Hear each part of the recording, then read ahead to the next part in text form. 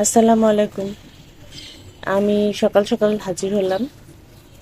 সকালবেলা চমক একটা এটা সেমি মসলিন শাড়ির উপরে হ্যান্ড পেইন্ট করা। শাড়িটা সেমি মসলিন মানে একটু ট্রান্সপারেন্ট তো হবে।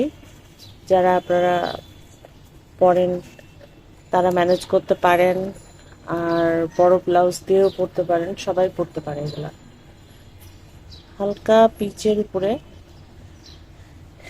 এরকম গোলাপ করা। আমি একদম সকালবেলা এখন করতে বসছি যেন রংটা আপনারা ঠিক মতো ধরতে পারেন। কিন্তু পিঙ্ক নয়, এটা লাইট পিচ। বোঝা যাচ্ছে কিনা জানি না, আলোর কারণে আসলে অনেক সময় ইয়ে হয়। আর সাথে কমলা আর ফুলগুলা মানে কয়েকটা কালার দিয়ে করা, যেগুলো পিচের সাথে যায় এবং অদ্ভুত অদ্ভুত সুন্দর। তো সেইটার এই পাশে পার এবং এই পাশে পার, দুই পাশে পার। পারে হচ্ছে এরকম ডিজাইন করা, দুই পাশে পারে একই রকম ভাবে শাড়িটা করা, কারণ যেহেতু মসলিন খুব বেশি করা হয়নি। আর তারপরে যেটা আছে সেটা হলো এইখানে প্যাসেল করা আছে, আলাদা করে আপনাদের কোনো কিছু করা লাগবে না। শাড়ি পিকো না করলেও চলবে, ভিতরের অংশে যেভাবে করে সমান করে কাটা আছে। আপনারা জানেন হ্যান্ড পেইন্ট একটা ট্রেন্ড, সবসময় যেটা চলে ব্লক হ্যান্ড পেইন্ট এগুলা। তো এই শাড়িগুলা আপনাদের জন্য পারফেক্ট হবে যে কোনো প্রোগ্রামে পরার জন্য, এবং গর্জিয়াসও লাগে। এটার সাথে কিছুই লাগে না, অনেক লাইট গহনা পরলেই হয়, কোনো দেশীয় গহনা বা পার্লের গহনা বা স্টোনের গহনা।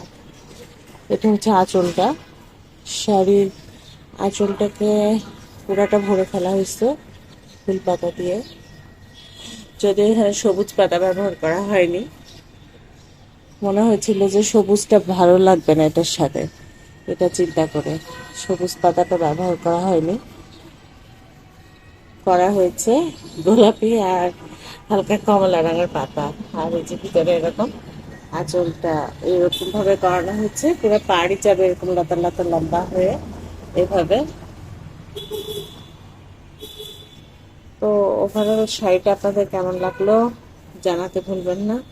সকাল সকাল মেয়েকে স্কুলে দিয়েই ভাবলাম যে একটা আপনাদের জন্য নিয়ে হাজির হয়ে যাই একটা কিছু, কারণ আজ কয়েকদিন ভিডিও দিব দিব করে দেওয়া হচ্ছে না। আর সকালের আলোতে আসলে ছবিও ভালো আসে। তো সবার পছন্দ অপছন্দ অবশ্যই জানাবেন, ভালো লাগবে। আলহামদুলিল্লাহ, আমি আপনাদের মতো কাস্টমার পেয়েছি যারা আমার সাথে সবসময় থাকেন। তা এখন আশা করছি যে সাথে থাকবেন। আল্লাহ হাফিজ।